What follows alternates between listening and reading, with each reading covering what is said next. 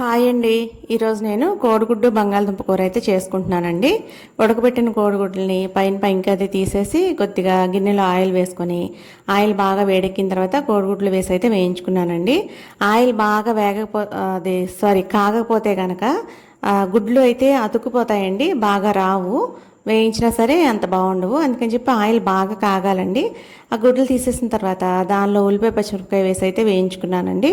దానిలోనే కొద్దిగా అల్లం వెల్లిపాయ పేస్ట్ కూడా వేసి వేగిన తర్వాత దానిలో టమాటా ఆనియన్ కట్టర్లో కట్ చేసుకున్న టమాటా పేస్ట్ అయితే వేసానండి. నేను ఈ టమాటా పేస్ట్ చూడడానికి ఎర్రగా బాగుంది, కానీ ఇవి గట్టి గట్టిగానే ఉన్నాయండి, కొన్న టమాటాలే.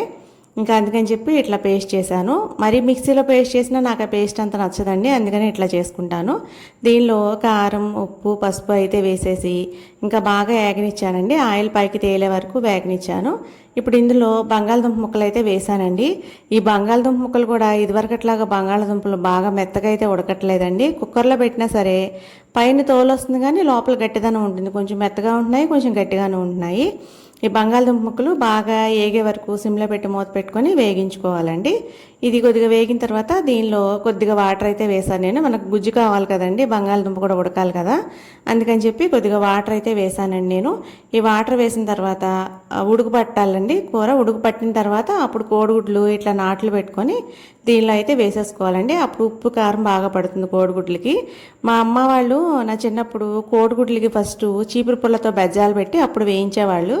నేను ఈసారి అలా చాక్తో ఫస్ట్ నాట్లు పెట్టేసి వేయించుదాం అనుకున్నాను, కానీ మర్చిపోయానండి. కూర ఇదిగోండి ఇలా ఉడుకుతుంది కదా, ఉడికిన తర్వాత ఈ గుజ్జంతా దగ్గర పడిన తర్వాత కట్టేసుకుంటే సరిపోతుందండి. దీనిలోనే కొద్దిగా కొత్తిమీర వేసాను. కొత్తిమీర ఉంటే వేసుకోవచ్చండి, లేకపోతే లేదు. కంపల్సరీ వేయాలని అయితే ఏమీ ఉండదు. చాలా బాగుందండి ఈ కోడిగుడ్డు బంగాళదుంప కూర అయితే. మా వారికి బంగాళదుంప కూర అంటే బాగా ఇష్టం, అందుకని అప్పుడప్పుడు ఇలా చేస్తూ ఉంటాను. చూడండి, భలే ఉంది కదా.